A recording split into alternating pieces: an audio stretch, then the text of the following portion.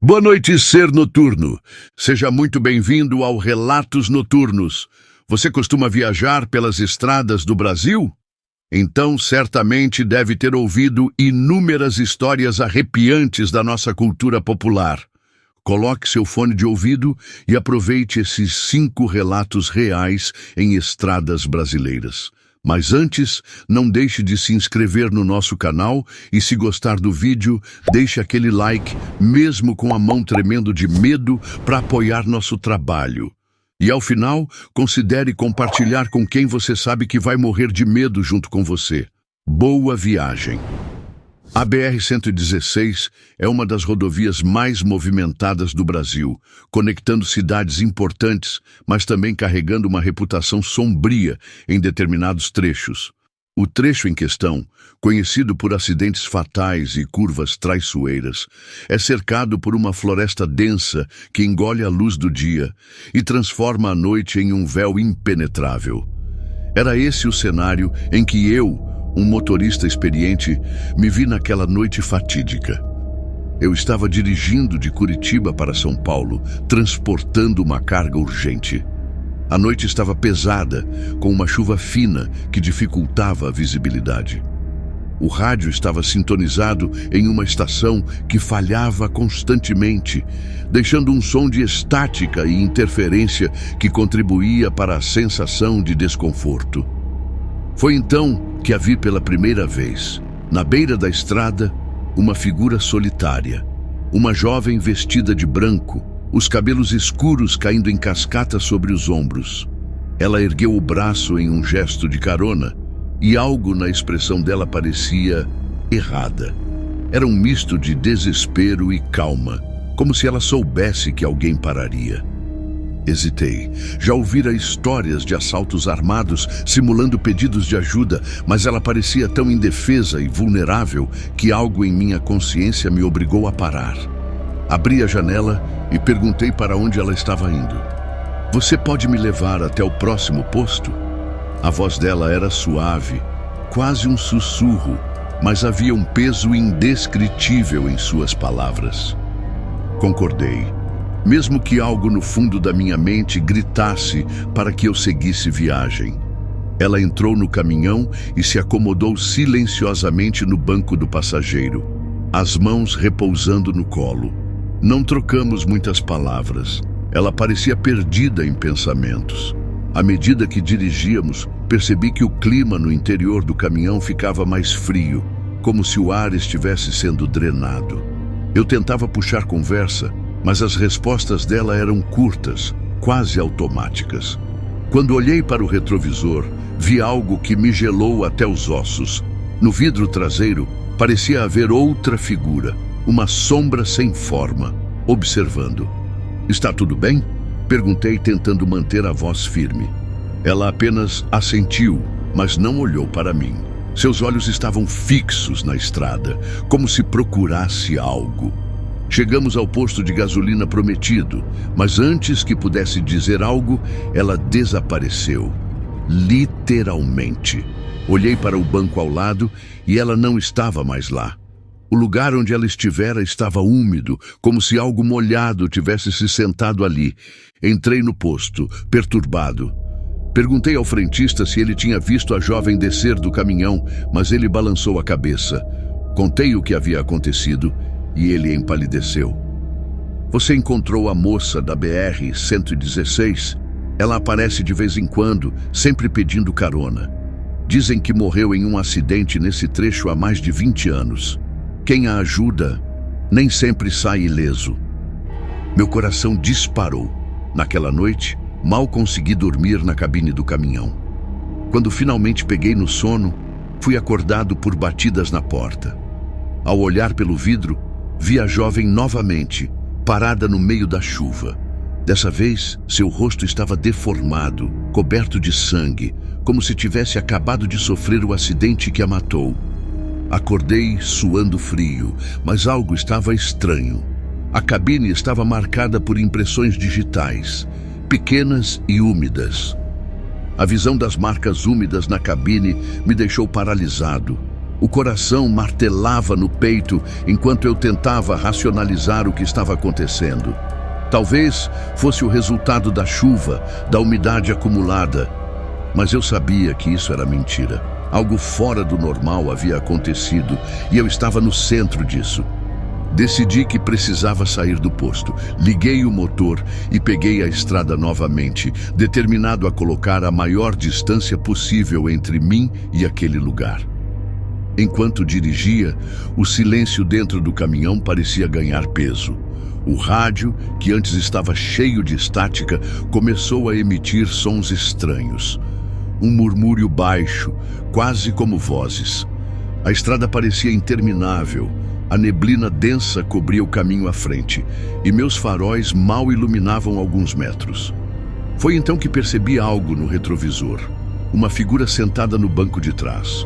Não havia como aquilo ser real. Era um caminhão de cabine simples, sem espaço atrás dos assentos. Ainda assim, havia algo ali, uma sombra indistinta que se tornava cada vez mais clara. Tomei coragem para olhar diretamente pelo retrovisor. Meu estômago se revirou ao ver a mesma jovem de antes, com o rosto ensanguentado, os olhos fixos em mim. Dessa vez, ela não estava em silêncio. Sua boca se movia, mas os sons eram incompreensíveis. Tentei manter o controle do volante, mas minha mente estava à beira do colapso. "Você está morto, não está?" Gritei, tentando encará-la. Ela inclinou a cabeça, como se estivesse ponderando minha pergunta. Então, com um movimento lento, apontou para a estrada. Meu corpo agiu por reflexo. Virei o olhar para a frente e o que vi me deixou aterrorizado. Um carro vinha na contramão, os faróis cegantes avançando direto para mim. Girei o volante com força e o caminhão derrapou, quase caindo em uma ribanceira. Quando recuperei o controle, a figura no retrovisor havia desaparecido. Parei o caminhão no acostamento, tentando recuperar o fôlego. Meu corpo tremia e o suor escorria pelo rosto, apesar do frio que dominava o interior do veículo. Foi quando ouvi batidas na janela do lado do passageiro. A jovem estava lá novamente, mas algo estava diferente. Sua expressão não era mais de desespero ou dor.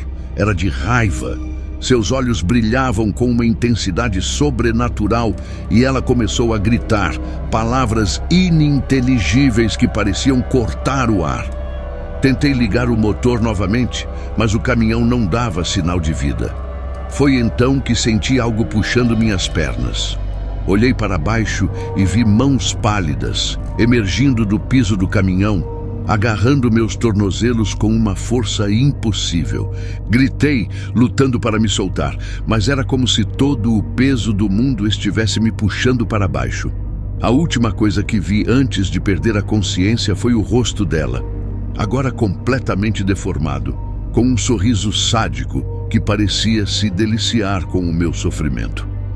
Quando acordei, estava no mesmo trecho da estrada onde havia visto a jovem pela primeira vez. O caminhão estava parado e o motor ligado. Olhei ao redor, mas não havia sinal dela, nem das marcas úmidas ou das vozes no rádio. Por um momento, achei que tudo havia sido um sonho. Mas ao sair da cabine, vi algo que me gelou até os ossos. No asfalto, escritas em letras feitas de lama, estavam as palavras: "Você me trouxe de volta." Desde aquela noite, evito passar por aquele trecho da BR-116. Ainda faço o meu trabalho, mas algo mudou. Sinto que ela está por perto, sempre observando, esperando o momento certo para aparecer novamente. Se você viajar por essa estrada, pense 2 vezes antes de parar para alguém. Nem toda carona vale o preço que pode ser cobrado.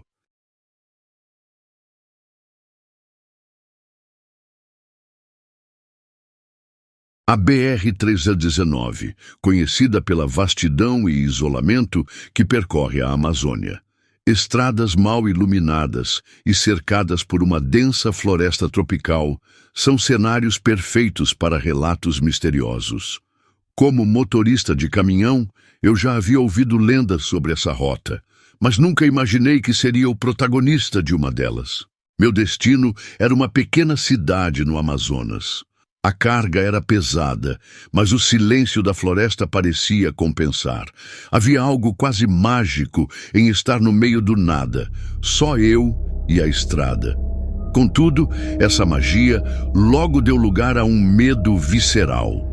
Tudo começou por volta das 2 da manhã. A neblina começou a se formar, algo incomum para aquela região. Era como se nuvens descendessem do céu para abraçar a estrada. Reduzi a velocidade, acendendo os faróis de neblina, mas isso pouco ajudou. Foi então que o rádio começou a chiar, emitindo uma estática incômoda. Achei que fosse apenas interferência comum naquela área remota, mas o barulho foi gradualmente se transformando em algo mais. Risos, sussurros e até o som de algo que parecia madeira sendo cortada. Fiquei nervoso, mas segui em frente. Foi então que vi as luzes. No meio da estrada, cerca de 100 metros à frente, havia um clarão. Parecia um fogo, mas era mais frio e constante, como se uma pequena aldeia tivesse surgido ali. Encostei o caminhão no acostamento e caminhei para verificar algo que agora reconheço como um erro monumental. O que encontrei foi surreal. Uma pequena clareira havia surgido, cercada de troncos que formavam algo parecido com um círculo ritualístico.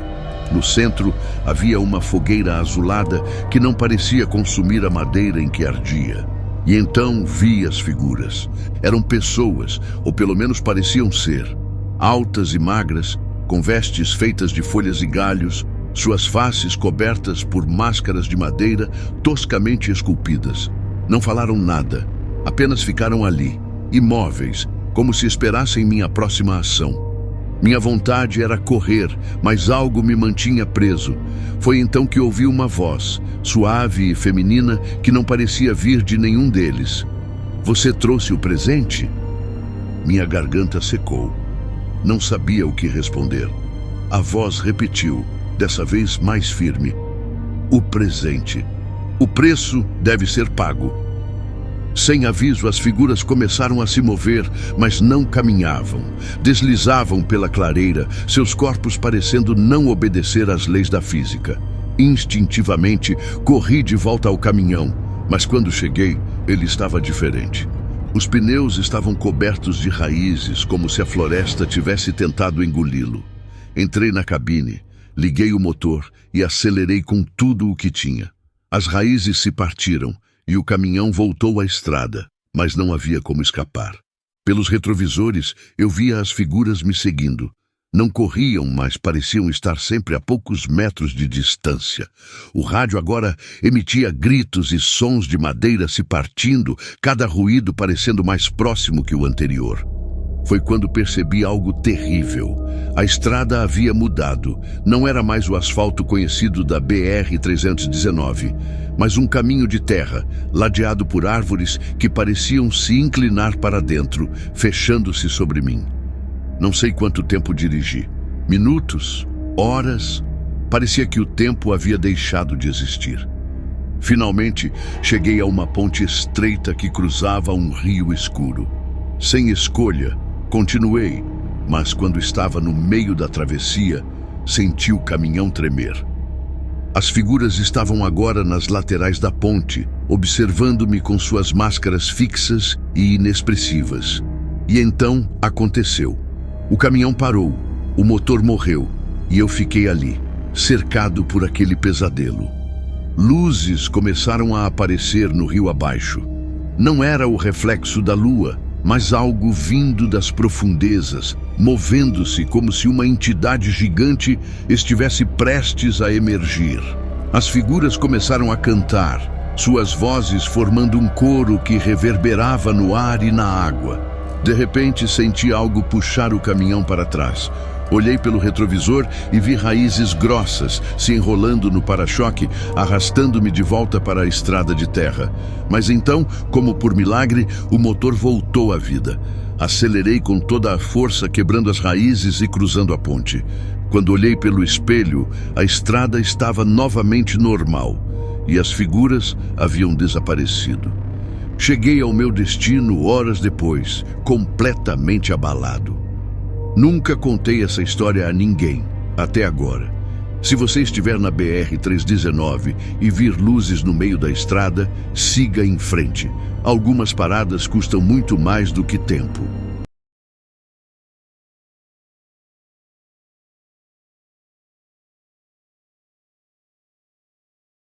Em uma rodovia pouco conhecida no interior de Minas Gerais, a MG-354.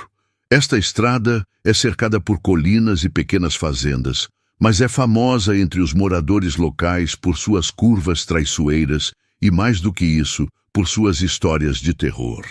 Minha experiência é um desses relatos, algo que eu nunca poderei esquecer. Era uma noite fria de julho e eu estava dirigindo para a casa de um amigo em uma cidade vizinha. A estrada estava quase deserta, exceto por uma fina neblina que se formava perto dos campos, criando um cenário assombrado. Enquanto seguia, notei que meu carro parecia mais pesado, como se algo estivesse forçando-o para baixo. Ignorei o pensamento, acreditando que era apenas o peso da minha imaginação ou a pressão atmosférica da noite. Depois de alguns quilômetros, vi algo estranho à beira da estrada. Uma figura agachada, vestida com um vestido branco. Era uma mulher, ou pelo menos parecia ser. Sua cabeça estava abaixada, os cabelos longos cobrindo o rosto. Diminuí a velocidade, mas não parei. Algo no meu instinto gritava que era melhor continuar. Porém, quando passei por ela, tive a nítida impressão de que ela havia levantado a cabeça. E embora eu não tenha olhado diretamente, senti seu olhar me perfurando. Continuei dirigindo, tentando afastar a sensação de desconforto. Foi quando percebi pelo retrovisor algo que gelou meu sangue. A figura estava no meio da estrada, imóvel, olhando diretamente para o carro. Não havia como ela ter chegado ali tão rápido. Olhei novamente e ela já não estava mais lá. Respirei fundo, tentando me convencer de que era apenas minha mente me pregando peças. Cerca de 20 minutos depois, enquanto passava por uma área mais fechada da estrada, com árvores altas formando um túnel natural, o rádio do carro começou a chiar. Primeiro, era apenas estática, mas logo uma voz feminina surgiu entre os ruídos. Era difícil entender o que ela dizia, mas parecia uma súplica, algo como: ajude-me, encontre-me. A voz era fraca, mas cheia de desespero. Tentei desligar o rádio, mas ele continuava funcionando, mesmo sem energia. O clima no carro começou a mudar. O ar parecia mais denso e eu podia sentir um frio anormal, como se algo invisível estivesse sentado no banco de trás. Foi então que, pelo espelho retrovisor, vi o impossível. A mulher do vestido branco estava dentro do carro. Seus olhos não eram normais, eram negros, vazios, e ela me encarava com uma expressão de pura agonia. Meu corpo congelou, mas meu instinto de sobrevivência gritou mais alto. Pisei no acelerador com toda a força, esperando que de alguma forma eu pudesse escapar daquela coisa. Enquanto dirigia, senti mãos geladas agarrando meus ombros. A pressão era real, como se alguém estivesse tentando me puxar para trás. A figura agora estava sentada no banco do passageiro, sua boca se movendo, mas sem emitir som algum. Olhei para frente tentando me concentrar na estrada, mas um grito estridente encheu o carro, vindo de lugar nenhum e de todos os lugares ao mesmo tempo. De repente a estrada mudou. Não havia mais asfalto, apenas uma trilha de terra cercada por árvores que pareciam retorcidas, quase humanas. Não reconhecia aquele lugar e o pânico começou a tomar conta. O rádio voltou a funcionar, mas desta vez não era a voz da mulher. Era uma risada baixa e grave, como se algo estivesse se divertindo com o meu desespero. Vi uma luz à frente e acelerei em direção a ela, esperando que fosse a saída daquele pesadelo. Conforme me aproximava, percebi que a luz vinha de uma pequena capela abandonada, com uma cruz quebrada no topo.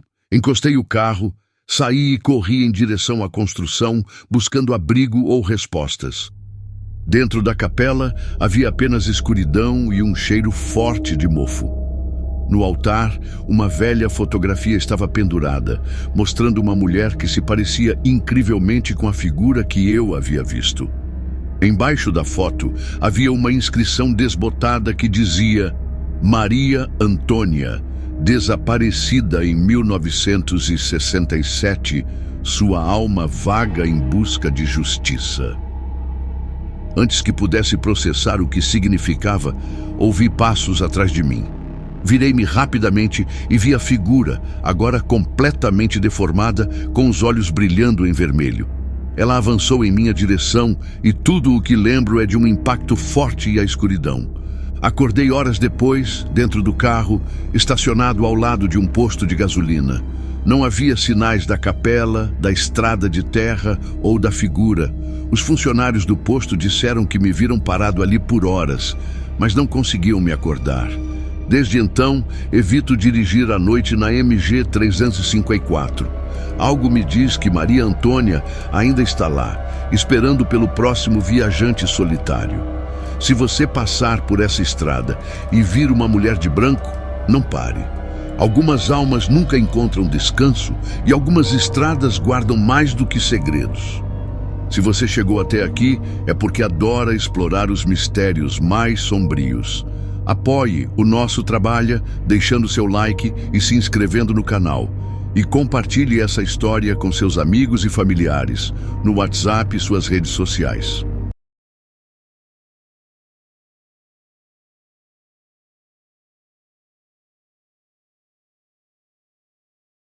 Na rodovia RS 122, no interior do Rio Grande do Sul. Essa estrada, conhecida por suas curvas sinuosas e ladeiras perigosas, atravessa áreas remotas, cercadas por florestas densas e colinas cobertas de neblina. Muitos motoristas evitam viajar por lá durante a noite, devido às histórias de acidentes inexplicáveis e avistamentos misteriosos. Meu relato se junta a essas lendas, mas posso afirmar com convicção: o que aconteceu comigo naquela noite foi real. Eu trabalhava como motorista de caminhão, fazendo entregas de mercadorias entre cidades do interior. Em uma noite particularmente fria, estava voltando de uma entrega em Caxias do Sul, com o caminhão praticamente vazio. A estrada estava deserta e tudo o que eu ouvia era o ronco do motor e o som abafado dos pneus no asfalto úmido. Enquanto dirigia, notei algo estranho no acostamento. Uma velha placa de madeira apontava para uma estrada secundária que eu nunca tinha reparado antes. Ela dizia Vila São Bento, 5 km. Fiquei intrigado, pois conhecia bem aquela região e nunca tinha ouvido falar dessa vila.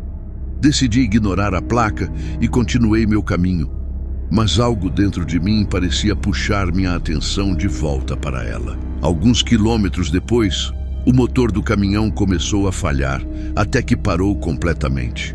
Tentei dar a partida novamente, mas o motor não respondia.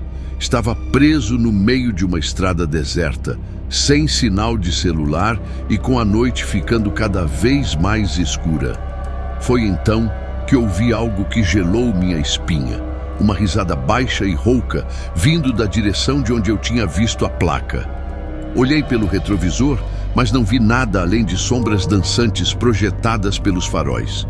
Resolvi descer do caminhão e verificar o motor. Enquanto estava fora do veículo, mexendo nos cabos e tentando entender o que havia dado errado, ouvi passos atrás de mim. Virei-me rapidamente, mas não havia ninguém ali. O silêncio da noite parecia quase opressivo, quebrado apenas por um vento leve que fazia as árvores ao redor sussurrarem. Decidi voltar para a cabine e esperar até o amanhecer. Tranquei as portas e deitei no banco, mas não demorou muito para que eu ouvisse batidas na janela. Eram batidas ritmadas, como se alguém estivesse pedindo para entrar. Meu coração disparou. Peguei uma lanterna e apontei para o lado de fora, mas não vi ninguém. As batidas cessaram, mas quando olhei pelo retrovisor, vi algo que me fez congelar. Uma figura de capuz escuro estava parada a poucos metros atrás do caminhão. Não consegui distinguir seu rosto, mas havia algo profundamente errado naquela silhueta. A figura parecia me observar, imóvel, como se estivesse esperando por algo. De repente, ela levantou um braço e apontou para a estrada secundária onde estava a placa. O pavor tomou conta de mim, mas ao mesmo tempo senti uma estranha compulsão de obedecer. O motor do caminhão voltou a funcionar sozinho, como se fosse um sinal. Relutante, dei partida e virei em direção à estrada secundária. O caminho era estreito, com árvores altas formando um túnel natural. A sensação de estar sendo observado não me abandonava, e minha única companhia eram os feixes dos faróis cortando a escuridão. Depois de alguns quilômetros, a estrada terminou em uma pequena vila que parecia saída de outro tempo. As casas eram feitas de madeira envelhecida, e as poucas luzes que havia vinham de lamparinas. Não havia sinal de vida, exceto por uma figura no centro da vila, de costas para mim, segurando o que parecia ser uma foice. Ela se virou lentamente, revelando um rosto deformado, como se estivesse parcialmente queimado.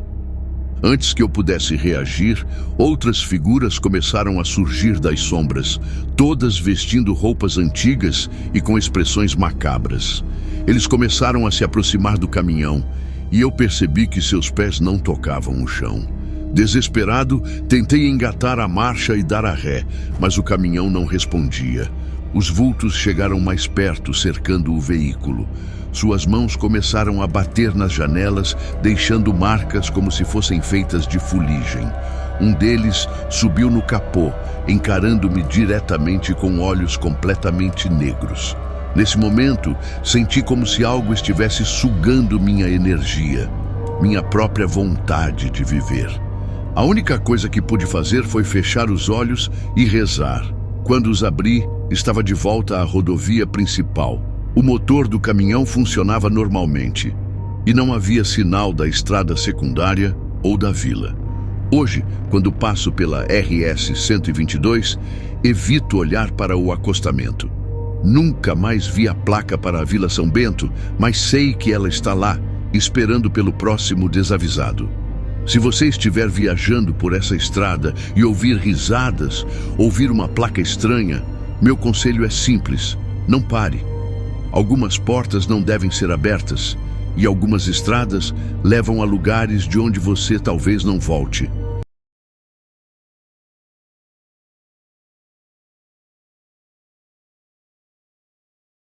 Numa das estradas mais perigosas e misteriosas do Brasil, a BR-319, no coração da Amazônia. Essa rodovia que liga Porto Velho a Manaus é cercada por lendas antigas, florestas densas e longos trechos abandonados. Entre as histórias mais perturbadoras, há uma que poucos ousam contar, um conto de assombração e arrependimento que não é para os fracos de coração. Eu sou um motorista de caminhão e, como muitos outros, conheço bem os desafios da BR-319. Viajar por ela é como cruzar um mundo à parte. Buracos gigantescos, trechos intransitáveis e quilômetros de solidão.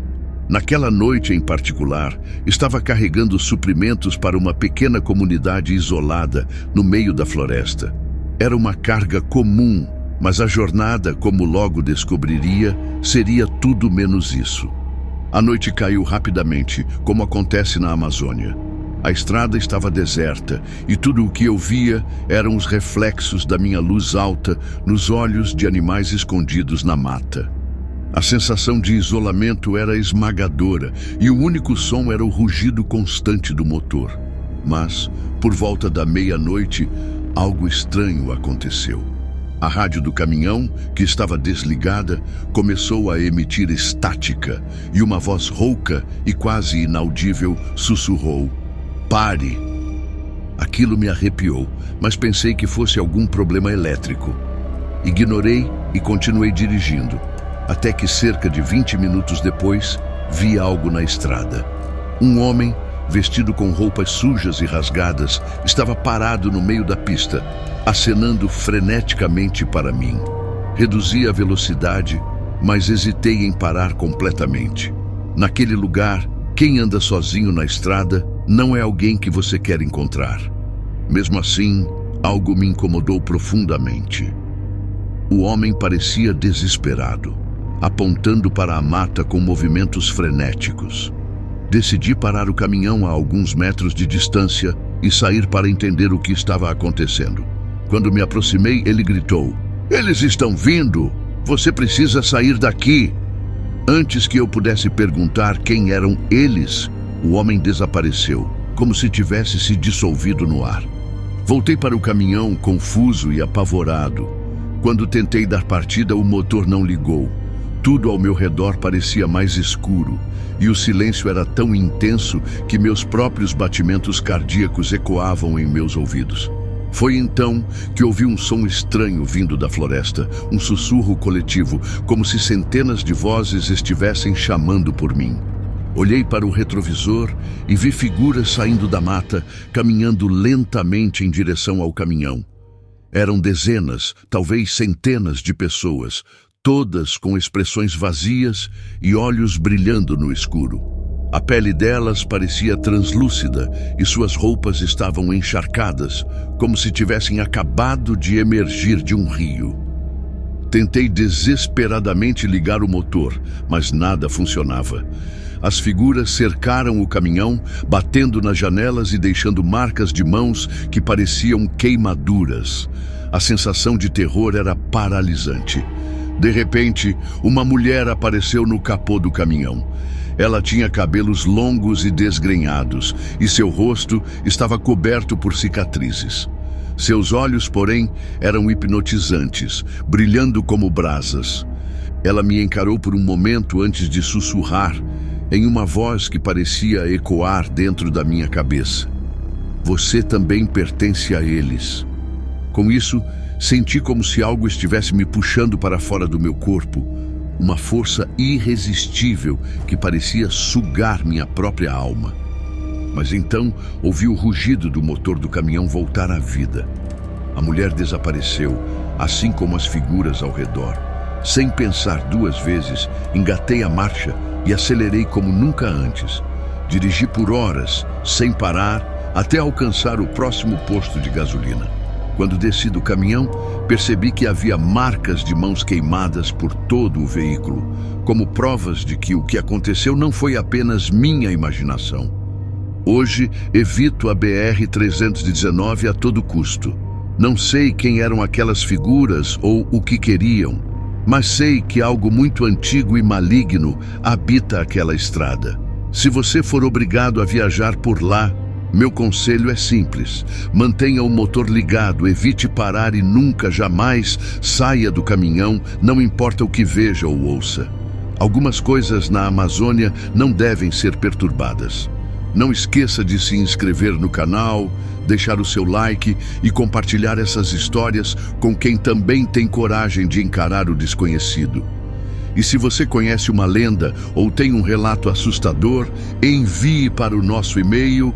Quem sabe sua história não aparece por aqui. Obrigado por nos acompanhar e até a próxima viagem pelo terror.